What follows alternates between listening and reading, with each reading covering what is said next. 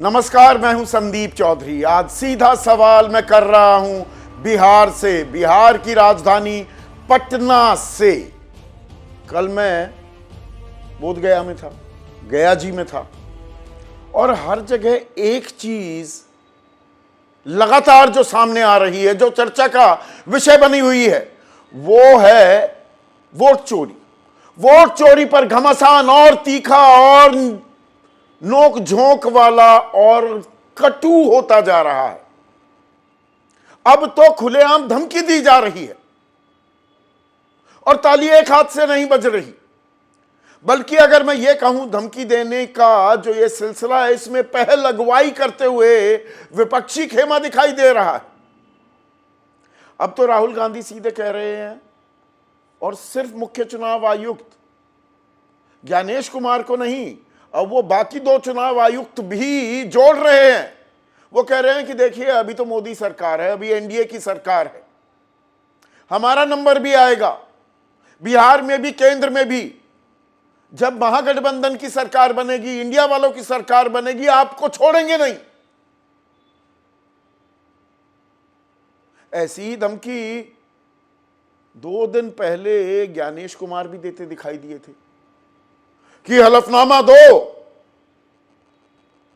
शपथ पत्र पर हस्ताक्षर करो, लिखित में शिकायत दो, वरना आरोप वापस लो, वरना झूठे माने जाओगे और बदनाम कर रहे हो जमहूरियत को, लोकतंत्र को, प्रजातंत्र को, आम आदमी को, उन्हें वोट चोर कहकर।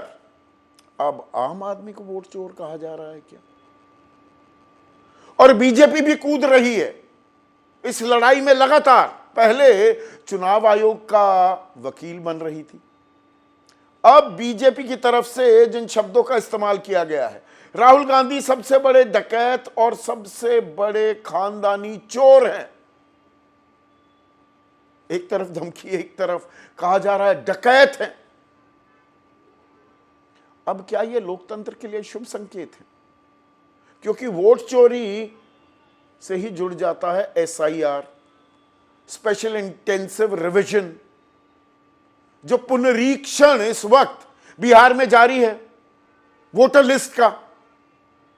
अब क्या यह एसआईआर सिरदर्द भी बन गया है? पर इसमें $1,00,000 का सवाल यह है कि सिरदर्द किसके लिए बना है? क्या यह चुनाव आयोग के लिए सिरदर्द बन गया? भाई 65,64,000 लोगों के नाम अलग से वो सूची जारी करनी पड़ गई ना, सुप्रीम कोर्ट की फटकार के बाद, उसके डंडे के बाद। या ये आम आदमी के लिए सिरदर्द अभी भी बना हुआ है कि भाई आधार को पहचान मान भी लिया, अब कहां जाओगे, कहां कहां घूमो, नाम इंक्लूड होगा या नहीं होगा? 1,18,00,000 लोग ऐसे हैं बिना दस्तावेज के ही फॉर्म भर दिया। तो 1 सितंबर को क्या इसका निवारण होता दिखेगा? सारी शंकाएं दूर हो जाएंगी? या दरअसल ये बीजेपी के लिए सिरदर्द बन गया है कि ये अच्छा गड़बड़ झाला कर रहे थे, कहीं वोट बढ़ा लेते हैं, कहीं वोट घटा देते हैं ताकि चुनाव में हेरफेर हो सके। या विपक्ष खिसियानी बिल्ली खंबा नोचे वाली भूमिका में आती दिख रही है कि भाई अब क्या करें, अब बस वो लाल किताब निकाल ली है और जोड़ दिया है वोट चोरी से इसको कि भाई आपका वोट का हक मारा गया, तो संविधान में जो ताकत आपको मिली हुई है, बराबरी का जो हक मिला हुआ है, वो लिया जा रहा है। हो क्या रहा है? और आपकी राय क्या है? आपके सुझाव क्या हैं? और आपके सवाल, जो सीधा सवाल के अहम हिस्सा बन चुके हैं, उनका रहेगा इंतजार। तो आज सीधा सवाल में हम बात करेंगे वोट चोरी की। सबसे बड़ा मुद्दा बनता दिखाई दे रहा है ये, और अब वोट चोरी की लड़ाई धमकी पर बनाई, धमकी दी जा रही है खुलेआम। राहुल गांधी क्या कह रहे हैं? वोटर अधिकार रैली निकाल रहे हैं, आजकल सड़कों पर घूम रहे हैं राहुल गांधी तेजस्वी यादव के साथ, बिहार की सड़कों पर, आज नवादा में भी थे। क्या कह रहे हैं? ये तीनों चुनाव आयुक्त, मैं इन्हें बताना चाहता हूं कि अभी मोदी जी की सरकार है, लेकिन एक बात समझ लीजिए, एक दिन ऐसा आएगा जब बिहार और दिल्ली में इंडिया गठबंधन की सरकार होगी, तब हम देखेंगे आप तीनों के खिलाफ कार्रवाई करेंगे।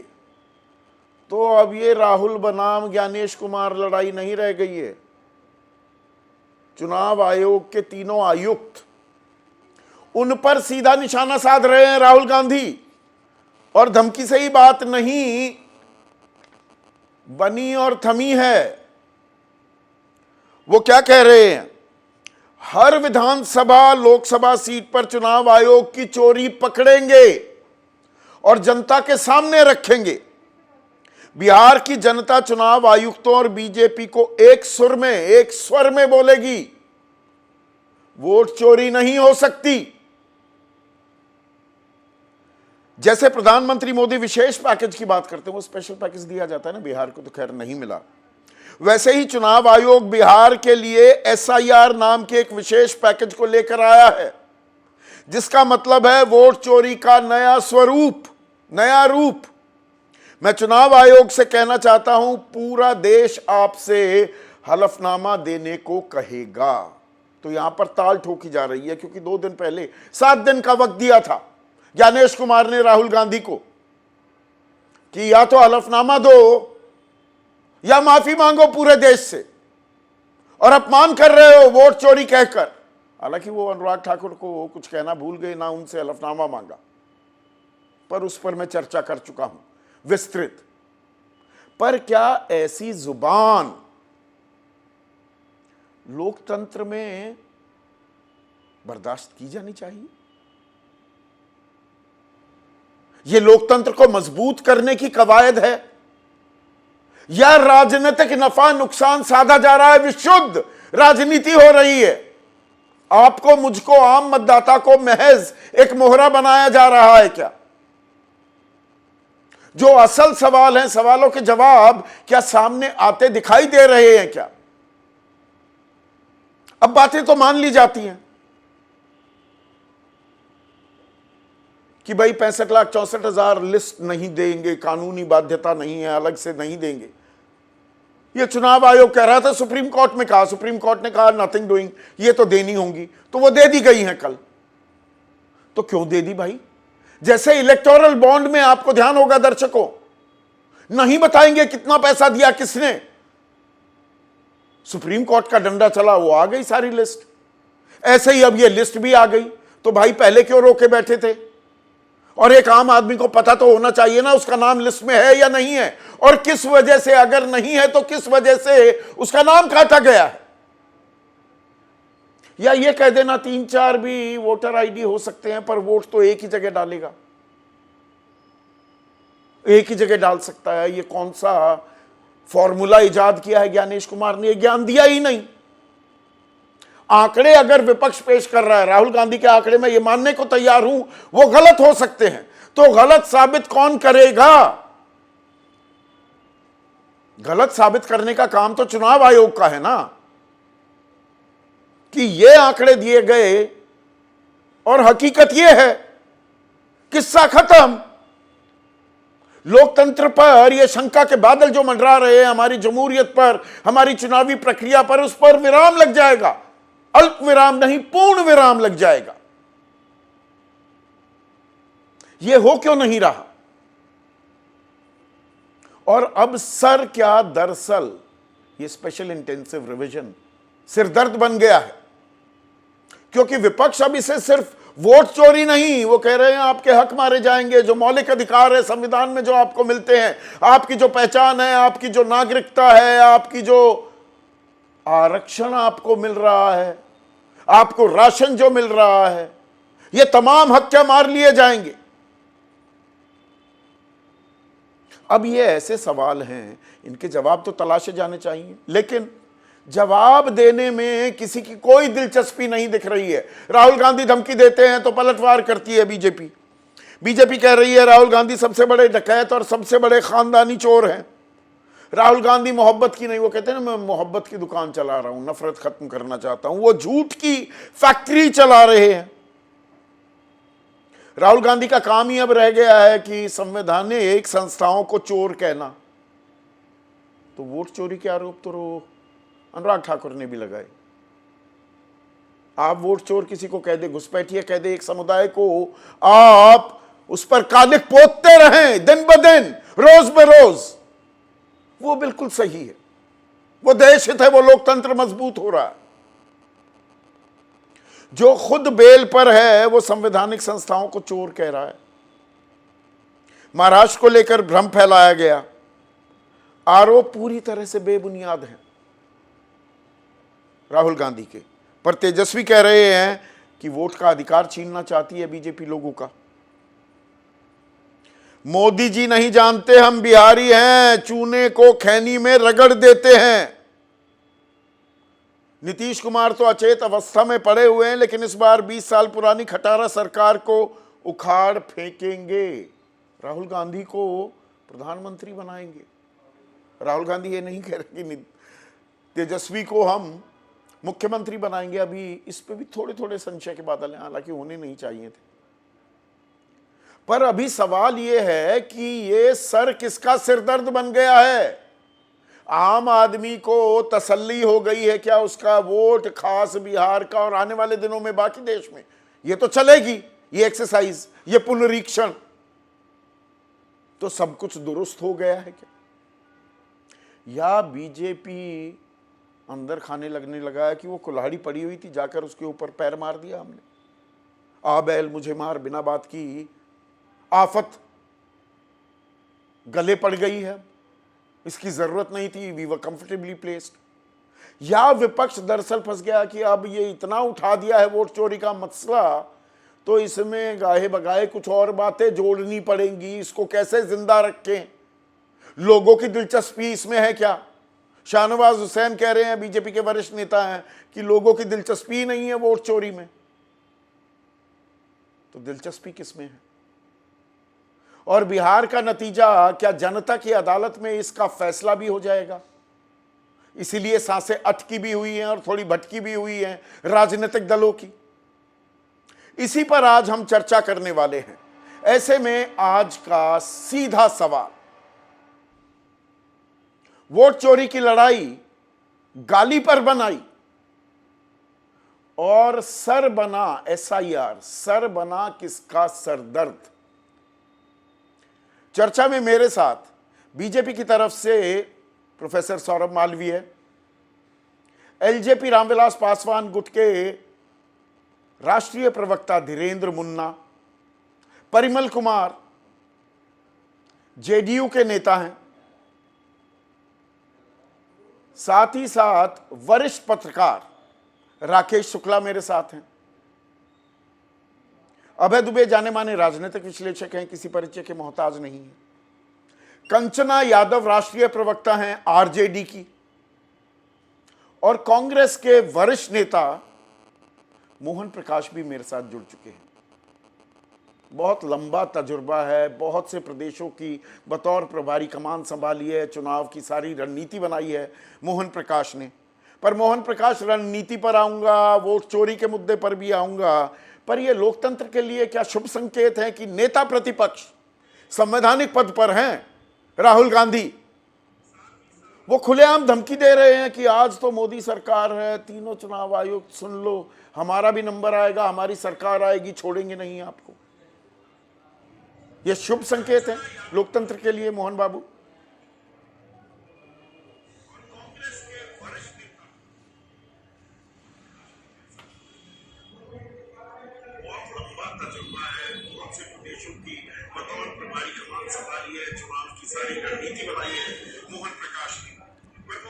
आपकी आवाज मुझ तक नहीं आ रही है मोहन बाबू।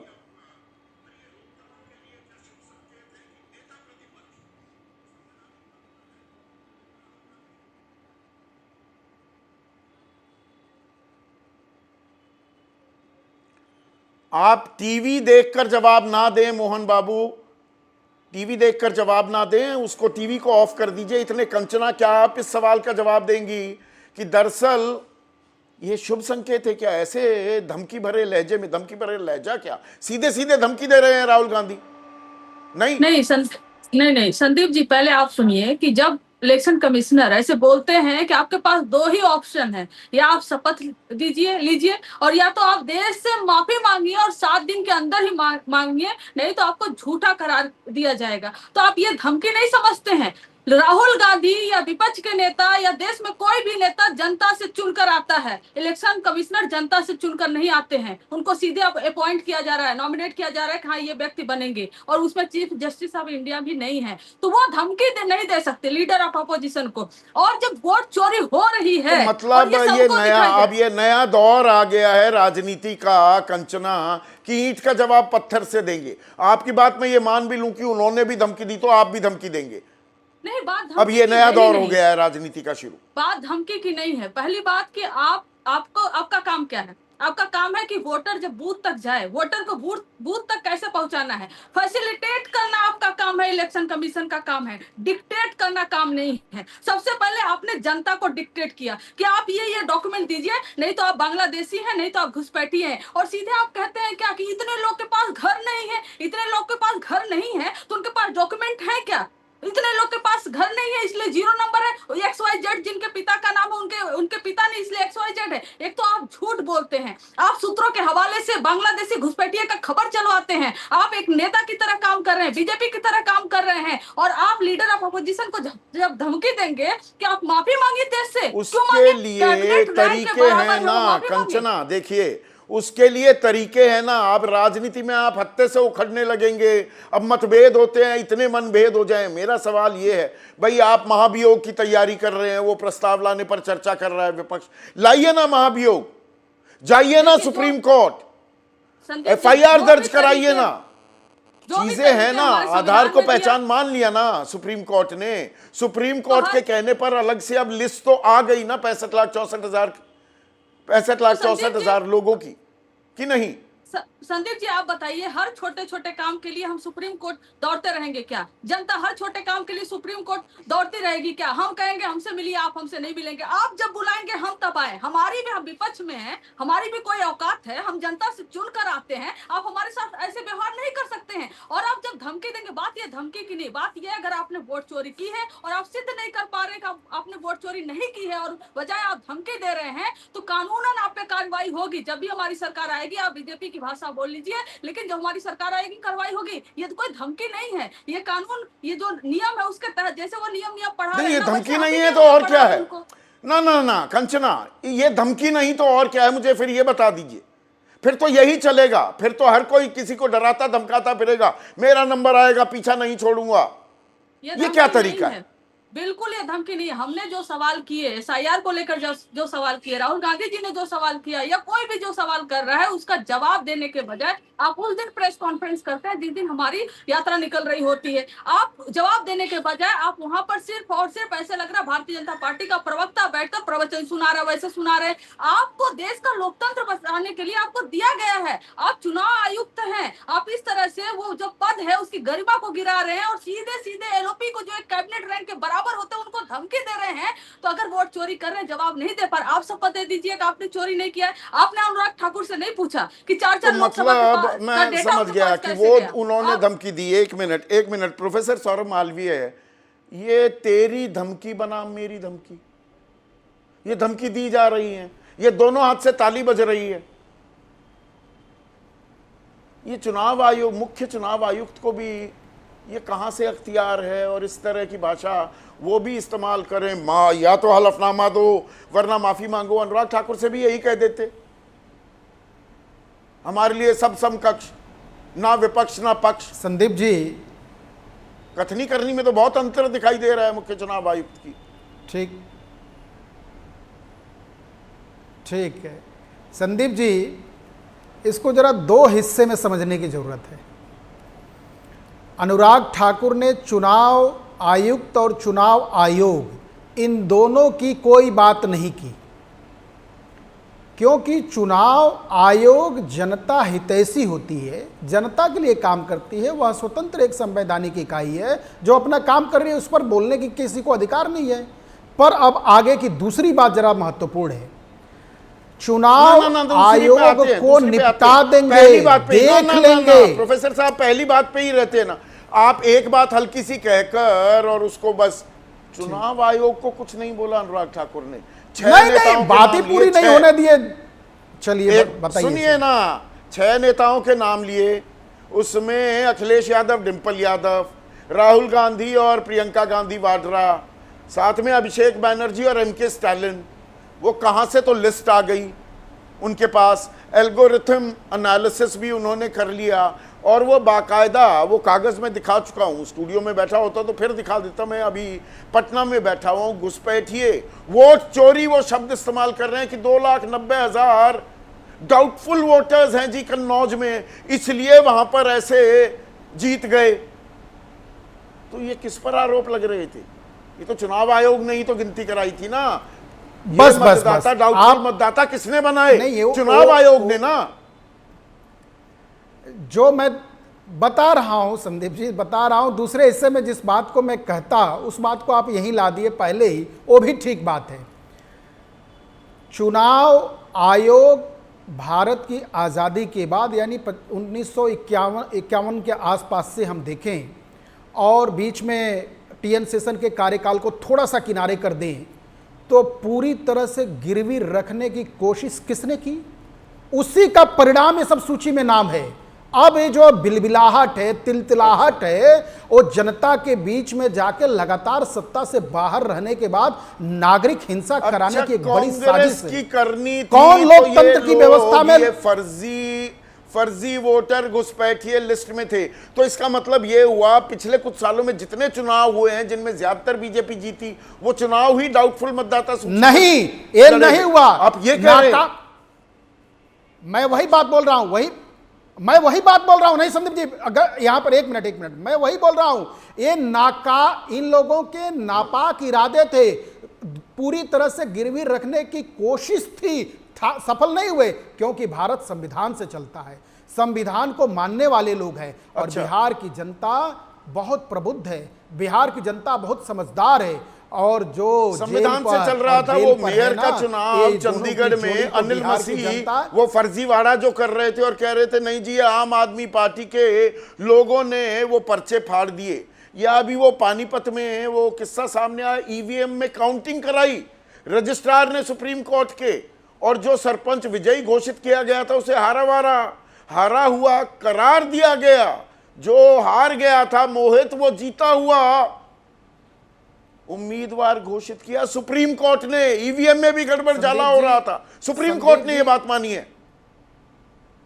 नहीं संदीप जी, दुनिया के सबसे बड़े लोकतंत्र में, इतनी बड़ी चुनाव व्यवस्था में, इतनी बड़ी चुनाव प्रक्रिया में ये जो गड़बड़ी हुई उसके लिए कानून संबद्ध काम हो रहे हैं और उसको स्वीकारना चाहिए। इसके लिए तो आपको पीठ थपथपानी चाहिए कि ये तो बहुत अच्छी व्यवस्था है कि जो पानीपत के भी रिजल्ट आए, अच्छा, जो गड़बड़ी हुई, अब कितना हुआ ईवीएम पर राहुल गांधी ने जो सवाल उठाए थे वो सही है या गलत, उनका जवाब मिला क्या चुनाव आयोग की तरफ से, मुख्य चुनाव आयुक्त की तरफ से, या कि नहीं पीपीटी गलत थी बस राहुल की, वहां बात आप संदीप जी, राहुल गांधी का एक ही सवाल है और राहुल गांधी का एक ही जवाब है कि देश में हिंसा कराओ, देश में किस तरह से विवाद पैदा करो और भारत को कैसे पाकिस्तान बांग्लादेश बनाओ और सत्ता में वापस आओ। इसके अलावा ना उनके पास कोई सवाल है ना उनका कोई मकसद है, इसके अलावा कुछ है ही नहीं। तो मुझे लगता है कि ऐसे कोई लोकतांत्रिक व्यवस्था में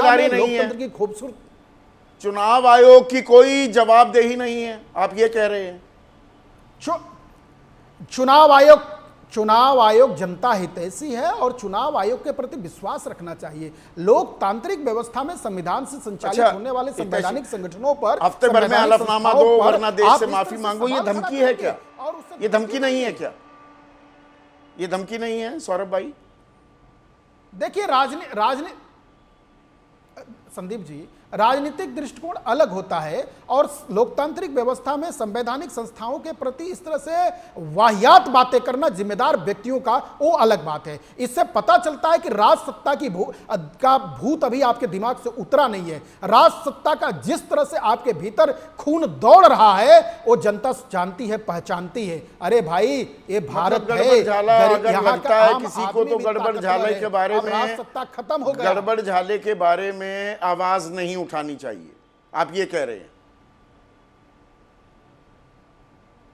नहीं, गड़बड़ झाला अरे बिल्कुल उठानी चाहिए। आप सबसे ज्यादा सवाल उठा रहे हैं, आपको जो लग रहा है उठाना चाहिए। एक तो लोकतंत्र की खूबसूरती है, विपक्ष का होना तो लोकतंत्र की। अटल जी विपक्ष में रहे, आडवाणी जी विपक्ष में रहे, विपक्ष में होना तो बहुत अच्छी बात है, लेकिन सत्ता की भूख और देश को गिरवी बनाने के सारे षड्यंत्र और साजिश, यह देश के सामने एक बड़ी चुनौती है। लाल कृष्ण आडवाणी, जीवीएल नरसिम्हा राव की क्या वो भूख नहीं थी? 2009 में चुनाव हार गए तो ईवीएम पर सवाल उठाते घूम रहे थे।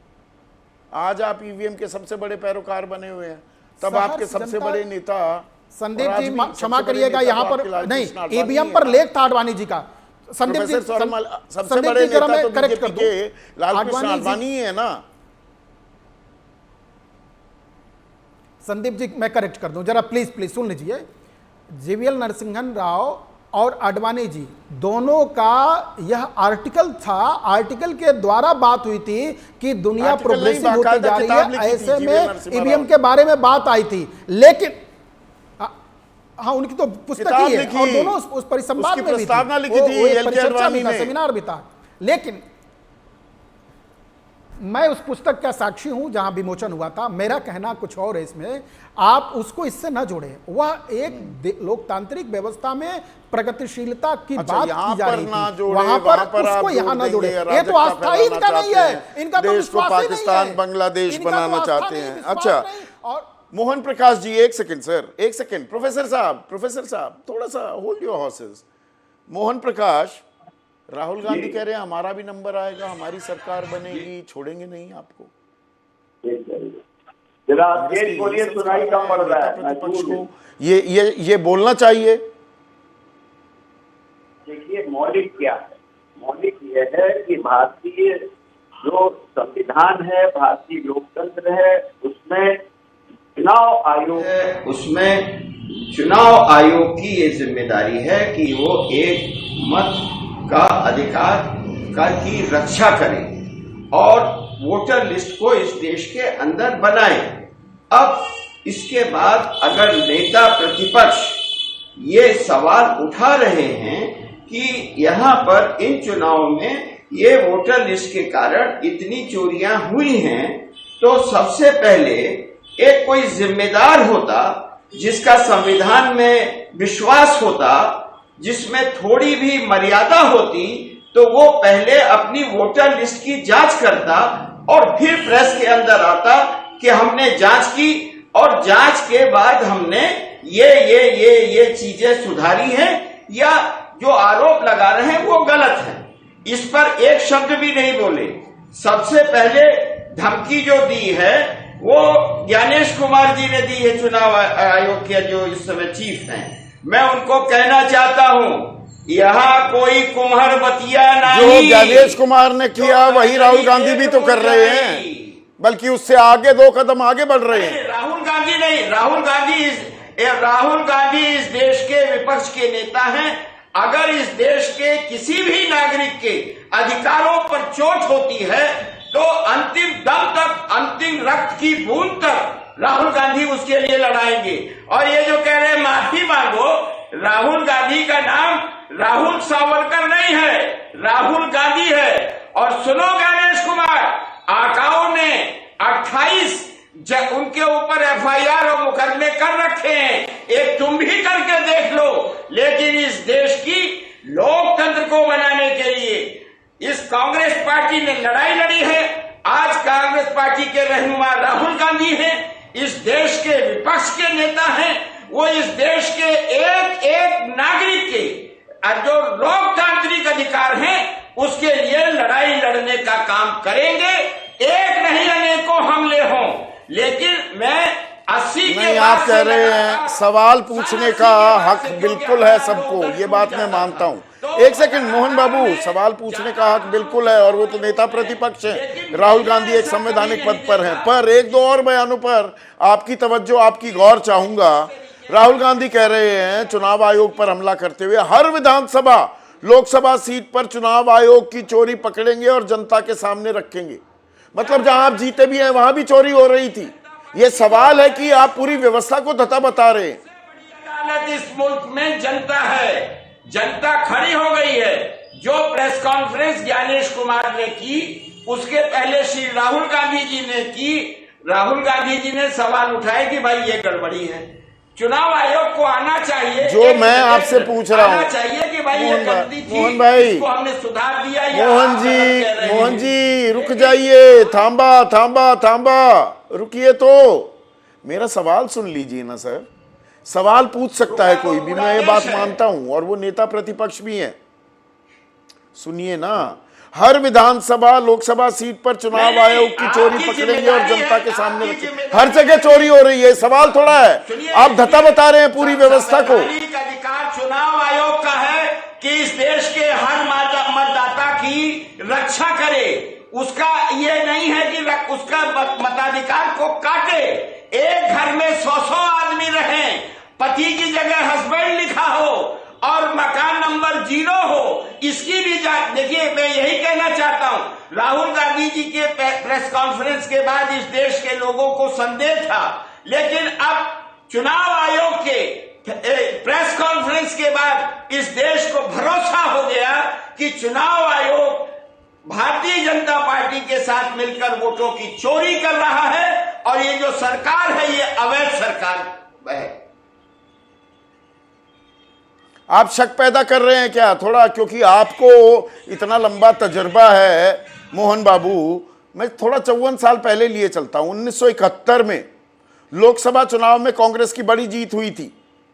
518 सीटों में 352 जीती कांग्रेस ने, लेकिन विपक्षी दलों ने, खास भारतीय जनसंघ ने आरोप लगाया कि 250 सीटों पर आपने नतीजों में छेड़छाड़ की। मतपत्रों पर एक केमिकल, एक रसायन छिड़क दिया, वो रूस से मंगाया गया था। बलराज मधोक वो एससी में जाकर, सुप्रीम कोर्ट में जाकर याचिकाएं दाखिल की थी। ये तो वही बात हो गई, 54 साल पुरानी बात अब आप कर रहे हैं, पहले विपक्ष कर रहा था। सुनिए, उन्होंने कांग्रेस पार्टी, विपक्ष ने कांग्रेस पार्टी पर आरोप लगाया था, चुनाव आयोग पर नहीं लगाया था। और मधोक का क्या हाल भारतीय जनता पार्टी या उस समय की जनसंघ ने किया, ये पूरे देश को मालूम है। क्या सलूक किया था बलराज मधोक के साथ, ये पूरा देश जानता है।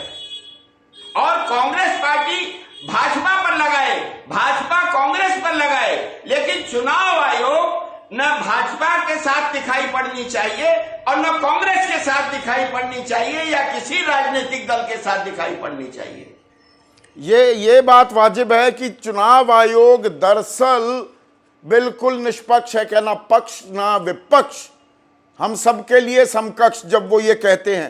पर आपने मेरी उस बात का जवाब नहीं दिया। हर विधानसभा, हर लोकसभा में अब वोट चोरी पकड़ेंगे, तो मतलब कर्नाटक में आप चुनाव जीते, हिमाचल में जीते, तेलंगाना में जीते, वोट चोरी के आधार पर ही जीते, उसका फायदा आपको मिला।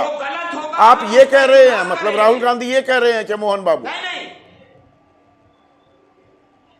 नहीं, मैं ये कह रहा हूं कि अगर राहुल गांधी जी ने कोई सवाल उठाए थे तो उसको चुनाव आयोग को सामने लाना चाहिए था कि इन बिंदुओं पर हमने जांच की और जांच करने के बाद ये तथ्य सामने हैं, तो बात बनती थी, तब राहुल गांधी जवाब देते। जब आप राहुल गांधी को धमकी दे रहे हैं तो राहुल गांधी जनता के बीच में जा रहे हैं, क्योंकि सारे संवैधानिक संस्थाओं को जिस तरीके से 11 साल में कमजोर करने का काम किया है, उससे आज पूरे लोकतंत्र को खतरा पैदा हो गया है।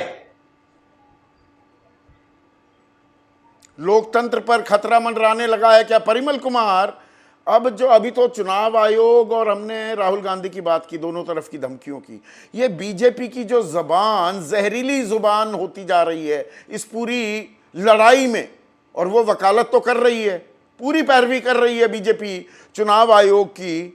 बीजेपी कहती है राहुल गांधी सबसे बड़े डकैत और सबसे बड़े खानदानी चोर हैं, झूठ की फैक्ट्री चला रहे हैं।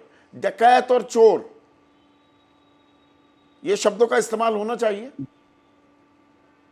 संदीप जी, निश्चित रूप से लोकतंत्र में शब्दों की मर्यादा होनी चाहिए, लेकिन जहां तक राहुल गांधी और तेजस्वी जी का प्रश्न है, ये लोग जो जिस तरह की बातें कर रहे हैं, आप इसको ध्यान से सुने। इन दोनों के जीन में ही लोकतंत्र नहीं है। ये लोग किनशिप के प्रोडक्ट है, परिवारवाद के प्रोडक्ट है। तो ऐसी स्थिति में लोकतंत्र की भाषा या जुबान ये तो जानते नहीं। और अब समझे कि संविधान में इनकी आस्था भी नहीं है। 25 जून को हम लोगों ने मनाया था ना, आपको याद ही है, कॉन्स्टिट्यूशन बनर डे। कांग्रेस उसी के लिए जानी जाती है। आप याद करें जब इंदिरा गांधी के इलेक्शन के विरुद्ध जो प्रोसीडिंग चलाया जा रहा था सुप्रीम कोर्ट में, 39 कॉन्स्टिट्यूशन अमेंडमेंट अच्छा, एक्ट के द्वारा कांग्रेस संविधान का सम्मान नहीं करती, आरएसएस संविधान का बड़ा सम्मान करती है। 100 साल के उनके योगदान पर भूरी भूरी प्रशंसा भी की लाल किले की प्राचीर से प्रधानमंत्री मोदी ने। ना उन्होंने संविधान को माना, 53 साल तक तिरंगा नहीं लहराया। ये बात तो आप भी कहते आए हैं, आपकी पार्टी भी कहती आई है परिमल बाबू। देखिए संदीप जी, हम लोग बहुत स्पष्ट हैं, संवैधानिक प्रावधानों का सम्मान हमारे नेता का मुख्य एजेंडा रहा है और अनुशासन। यही that is the reason why party is party be different. और हम किसी दूसरे पार्टी के प्रवक्ता तो है नहीं। जहां तक जनता दल यूनाइटेड का प्रश्न है, हम लोग सभी संवैधानिक संस्थाओं का सम्मान करते हैं। और राहुल गांधी या तेजस्वी जी आज जिस तरह का राजनीतिक नौटंकी कर रहे हैं, बिहार में यात्रा कर रहे हैं, उसका मौलिक कारण क्या है आप समझे। ये इनको हार का डर सता रहा है। ये न तो लोकतंत्र को मजबूत करने का प्रयास करते हैं और न तो जन भावनाओं का कोई ये आहत करते हैं। आप समझे कि एसआईआर में 98% नहीं, लोकतंत्र मजबूत हो रहा है, कमजोर हो रहा है।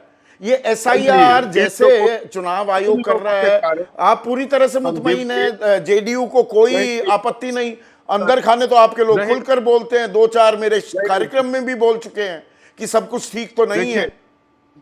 देखिए संदीप जी, यदि देखिए बेसिकली लोकतंत्र को एक्सरसाइज करने वाली संस्था इलेक्शन कमीशन है, संविधान के अनुच्छेद 324 और पीपल्स रिप्रेजेंटेशन एक्ट के तहत वो एसआईआर कंडक्ट करवा रही है और हम लोग एसआईआर का समर्थन करते हैं। अब जहां तक कुछ त्रुटियों का प्रश्न है, मैं एक एग्जांपल आपको देता हूं। सुप्रीम कोर्ट का कोई वर्डिक्ट आता है, हम नहीं संतुष्ट होते हैं तो रिविजनल पिटीशन फाइल करते हैं, उससे नहीं संतुष्ट होते हैं तो क्यूरेटिव पिटीशन फाइल करते हैं। ऐसा तो नहीं कि हम सुप्रीम कोर्ट के जज को आईना दिखलाते हैं कि आपने गलत डिसीजन दिया है। There is a well set pattern और वन शुड फॉलो। यदि आप डेमोक्रेसी में विश्वास करते हैं तो डेमोक्रेटिक पैटर्न, डेमोक्रेटिक इंस्टीट्यूशन, अभी जो जिस तरह के स्टेटमेंट ये दे रहे हैं राहुल गांधी, वैश्विक स्तर पर भारतीय लोकतंत्र कलंकित हो रहा है। ये आधार को पहचान नहीं मान रहा था। 65,64,64,000 लोगों की लिस्ट अलग से छाप नहीं रहा था, चुनाव आयोग ठीक कर रहा था। इससे आम आदमी की परेशानियां नहीं बढ़ रही थी क्या परिमल बाबू? ईमानदारी से बताइए। देखिए, मैं बहुत ईमानदारी पूर्वक एक बात कहता हूं कि भारत में 326 के तहत मताधिकार का अधिकार तो भारत के नागरिकों को है और भारत के नागरिक होने के लिए सबसे महत्वपूर्ण फैक्टर होता है, प्री कंडीशन होता है टू बिकम द डोमिसाइल। और एक मामला था पाकिस्तानी विमेंस के कंटेक्स्ट में, सुप्रीम कोर्ट ने कहा था कि डोमिसाइल का मतलब सिर्फ चुनाव आयोग के पास वो अख्तियार, वो हक ही नहीं है, वो अधिकार ही नहीं है कि वो नागरिकता, उसकी पात्रता, उसकी पहचान करता फिरे। ये काम चुनाव आयोग का नहीं है परिमल बाबू। संदीप जी, एक प्रश्न मैं आपसे पूछना चाहता हूँ। यूपीएससी के सीएससी एग्जामिनेशन में graduation is the minimum qualification, तब भी यूपीएससी ग्रेजुएशन सर्टिफिकेट को सर्टिफाई करती है कि नहीं? कि आप बोलते हैं कि नहीं यूनिवर्सिटी का काम है, आप क्यों कर रहे हैं? अरे एक प्रक्रिया होती है, उस प्रक्रिया को फॉलो करने की आवश्यकता होती है। यदि चुनाव आयोग कोई ऐसा निर्णय लेता है, हम लोग भी उसका विरोध करेंगे और करते ही हैं। ऐसा नहीं, अभी पर्टिकुलरली जो डिलीशन हो रहा था तो हम लोगों ने कहा था कि नहीं, जो प्रोसेस है या जो 60 का रूल है उसके तहत आप प्रक्रिया में जाएं, आप नोटिस दें, फिर आप फर्स्ट ठीक है। अबे दुबे ये बताइए, ये मतलब लड़ाई होती है, घमासान होता है, आरोप प्रत्यारोप लगते हैं, इस तरह की धमकियों का सिलसिला, खुलेआम धमकियां चल रही है ना। ये देखिए आज नया दौर है क्या राजनीति का? देखिए संदीप जी, नया दौर है, ये बात आपकी सही है, दौर तो नया ही है, लेकिन नया क्यों है ये मैं थोड़ा बताना चाहता हूँ। आज मैं टीएन सेशन का एक पुराना क्लिप सुन रहा था, तो उसमें सेशन साहब ने कई बातें कही, लेकिन जो सबसे छोटी बात थी वो ये थी कि मैं भारत की सरकार का चुनाव आयुक्त नहीं हूं, मैं भारत का चुनाव आयुक्त हूं। I do not represent government of India, I am chief election commission of India, ये उन्होंने कहा। अच्छा, जो मौजूदा चुनाव आयुक्त हैं और इनसे पहले के चुनाव आयुक्त में उनका भी नाम लूंगा, इन लोगों की आमतौर पर छवि ये बन गई है कि ये भारत सरकार के चुनाव आयुक्त हैं। राहुल गांधी की थीसिस क्या है जो देश की जनता के सामने पेश कर रहे हैं? जनता उसे स्वीकार करेगी कि खारिज कर देगी, ये आगे पता चलेगा। उनकी थीसिस ये है राहुल गांधी की कि बहुत सी जगहों पर वोट बढ़ाए जाते हैं जिताने के लिए, बहुत सी जगहों पर वोट काटे जाते हैं हराने के लिए। कहीं ये कामयाब होता है, कहीं कामयाब नहीं होता है। ये पूरी थीसिस ये है। और इस बात का पर्दाफाश करने की जरूरत है। नहीं, हम ये क्यों ना माने खिसियानी बिल्ली खंबा नोचे। नहीं, इसमें देखिए राहुल गांधी का वो हाल हो देखिए, गया, अगर हम सत्ता मिल नहीं रही इसका तो मतलब कहीं ये ना कहीं कोई इसका ना मतलब कोई ये है वजह कि तलाशी जा इसका रही मतलब ये है कि उसका जो बवंडर चुनाव हार बनाया जा रहा गया, है। इसका मतलब जो चुनाव हार गया या ज्यादा दिन तक चुनाव हारता रहा, उसको सवाल उठाने का हक नहीं है। आप जब भी सवाल उठाएगा आप कहेंगे खिसियानी बिल्ली खंबा नोचे, ये तो इस प्रकार का तर्क हो गया ना। मैं राहुल गांधी का समर्थक नहीं हूं, मैं कांग्रेस का समर्थक नहीं हूं, कभी भी नहीं रहा आज तक। कांग्रेस ने मुझे इमरजेंसी में जेल में भेजा, मैं हमेशा उसका आलोचक रहा हूं। लेकिन ये जो देश में हो रहा है, ये कांग्रेस हो या और कोई पार्टी हो, सभी को इसको सवाल को उठाना चाहिए। ये बिल्कुल अलग मसला है। देखिए, एक नितिन गडकरी का एक क्लिप चल रहा है, उसमें वो राजदीप सरदेसाई से कह रहे हैं कि 3.5 लाख वोट मेरी कॉन्स्टिट्यूएंसी के काट दिए गए, जिसमें मेरे भांजे का, वो मेरे वोट थे, मेरे समर्थक थे, मेरे भांजे का और मेरे परिवार का वोट है उसके अंदर। अच्छा, चुनाव आयोग उनसे क्या कहेगा? उनसे वो 3.5 लाख वोट कटने के बावजूद वो चुनाव जीत गए, तो इसका क्या मतलब हुआ? इसका मतलब हुआ कि वोट कटने से चुनाव आदमी नहीं हराया जा सकता। कहीं ये कामयाब होता है, कहीं कामयाब नहीं होता है। देखिए, वोट पिचकाना और वोट फुलाना, ये दोनों ही ये भी चुनाव प्रक्रिया की विकृतियां हैं। अगर ये आज हल नहीं होंगी तो आप ऐसे निश्चित रूप में से जो आज के कार्यक्रम का दूसरा सवाल है अब है, जी। ये स्पेशल इंटेंसिव रिवीजन किसका सरदर्द बन गया है? ये भाजपा का आम सरदर्द आदमी बन का गया सरदर्द है। आम मैं ये आदमी का मानता हूं कि सरदर्द अकेले में बैठकर वो दूर हो रहा है क्या? मैं ये मानता हूं संदीप जी कि अकेले में बैठकर भाजपा के रणनीतिकार और चुनाव आयोग खुद दोनों सिर धुनते होंगे।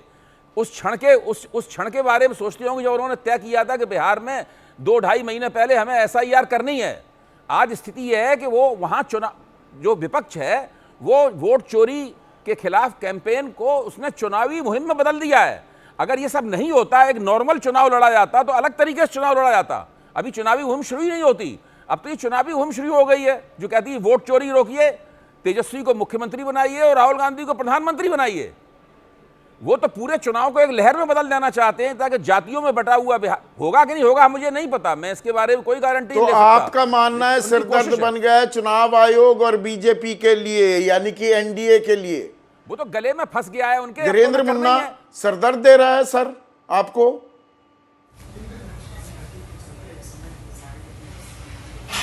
संदीप जी नमस्कार। कोई सरदर्द नहीं है। लोकतंत्र में सभी लोगों को अधिकार है अपनी बातों को कहने का। वो तो LOP है, बात उठा सकते हैं, अधिकार दिया है उनको इस संविधान ने। लेकिन आप चुनाव आयोग पर अगर सवाल उठाते हैं, और सवाल उठाइए तो ठीक है, लेकिन जब इस तरह की बातें होती हैं धमकी भरे लहजे में, यह अशोभनीय है। नहीं, धमकी आप किसने जिस दी? तरह की पहले बात कर रहे हैं कि मेरी सरकार पहले धमकी आएगी किसने दी या और कि हलफनामा दो वरना माफी मांगो? झूठ बोल रहे हो।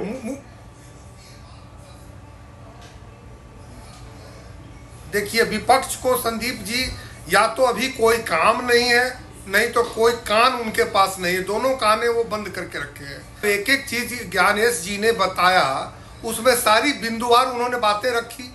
अगर उसमें आपको असहमति थी तो जैसे सुप्रीम कोर्ट आप गए और आधार कार्ड की बात को सुप्रीम कोर्ट ने कहा और चुनाव आयोग ने माना, वैसे ही आप कोई और मुद्दे थे उस पर भी आप सुप्रीम कोर्ट जाते। नहीं, चुनाव आयोग ने 7 तारीख को राहुल गांधी ने सवाल पूछे थे, कुछ खुलासा किया। 17 अगस्त को ज्ञानेश कुमार ज्ञान देने आए, पर जो मूल सवाल पूछे जा रहे थे उनमें से किसी के बारे में भी ज्ञान दिया कि बिहार में SIR क्यों, महाराष्ट्र, हरियाणा, झारखंड, दिल्ली वहां क्यों नहीं करवाया, ये बाढ़ के टाइम पे ही, मॉनसून के मौसम में ही क्यों करवाया, ये 22 लाख लोग कैसे मर गए 6 महीने के भीतर, किस चीज का जवाब दिया? इसका तो दिया नहीं, ये 20 साल का आंकड़ा है, 20 साल में 22 लाख मरे। सवालों के जवाब दिए क्या? नहीं देने चाहिए थे क्या? वही दिए थे ना संदीप जी। उन्होंने तो कहा कि ये 22 साल के आंकड़े हैं, इसके पहले कभी भी पूरा पुनर्निरीक्षण का काम नहीं हुआ था।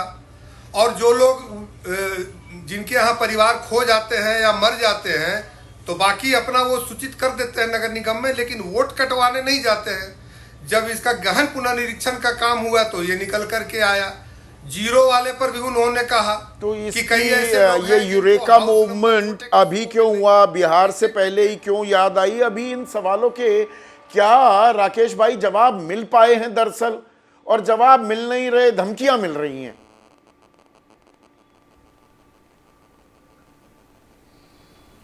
संदीप भाई, हम लोग 2 दिन पहले बैठे थे आपके साथ जब चुनाव आयोग की प्रेस कॉन्फ्रेंस हुई थी, तो हम लोग मतलब आप तो सबसे ज़्यादा चिंता और गुस्सा इसी बात पे जाहिर कर रहे थे कि चुनाव आयोग को ऐसे शब्दावली का इस्तेमाल नहीं करना चाहिए, और लगभग उस पैनल के सभी लोग इस बात पे एतराज़ जाहिर कर रहे थे कि मर्यादित भाषा का इस्तेमाल किया जाना चाहिए।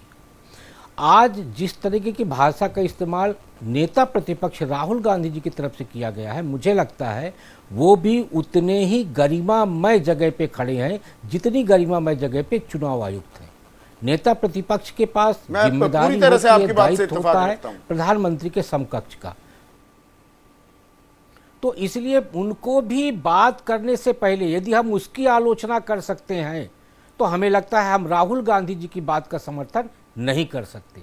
और राहुल गांधी जी इसके पहले भी अप्रैल 2024 में भी इसी तरह की एक बार बात कर चुके हैं, जब वो बोले थे कि ईडी, सीबीआई और आईटी ये भारतीय जनता पार्टी के राजनीतिक हथियार हैं और हम इनका पीछा किसी दम तक नहीं छोड़ेंगे।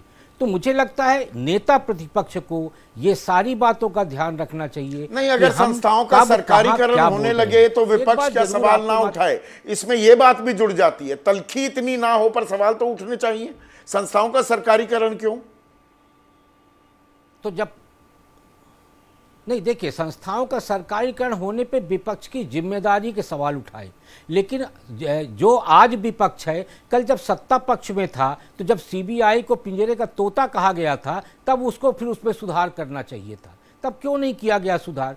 तो हमारा ये कहना है कि आज जो विपक्ष में है कल सत्ता पक्ष में था, आज जो सत्ता पक्ष में कल विपक्ष में रहेगा। तो ये परंपरा, मतलब क्या हम परिपाटी किसी तो आज हल, कल तक किसी चलती रही। सॉल्यूशन की तरफ जा रहे हैं, लोकतंत्र को मजबूत कर रहे हैं, या अपना अपना फायदा देखा जा रहा है? आप भी इस बारे में अपनी राय हमसे लगातार साझा करते रहिए। आज सीधा सवाल में बस इतना ही। नमस्कार।